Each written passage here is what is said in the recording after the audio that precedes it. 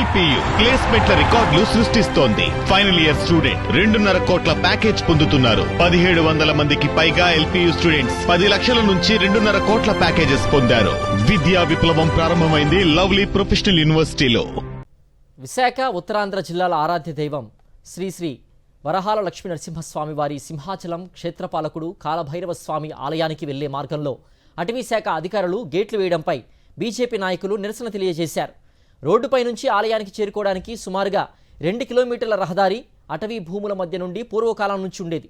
అయితే గత సంవత్సర కాలంగా వన్యప్రాణులు ప్రాణహాని ఉంటుందని అటవీశాఖ అధికారులు కొత్తగా గేట్ నిర్మించి భక్తులు పూర్తిగా నడక ద్వారా వెళ్లే విధంగా ఏర్పాట్లు చేశారు. అయితే ఈ రోడ్డు చాలా అస్తవ్యస్తంగా ఉందని కొంతమంది భక్తులు అసహనం వ్యక్తం చేస్తున్నారు. అటవీశాఖ అధికారుల తీరుపై స్థానిక బీజేపీ నాయకులు ఆగ్రహం వ్యక్తం చేశారు. కూటమి అధికారంలో టీడీపీ జనసేన ఆటలు సాగవని చంద్రబాబు పవన్ కళ్యాణ్ కు గుర్తు చేస్తామన్నారు.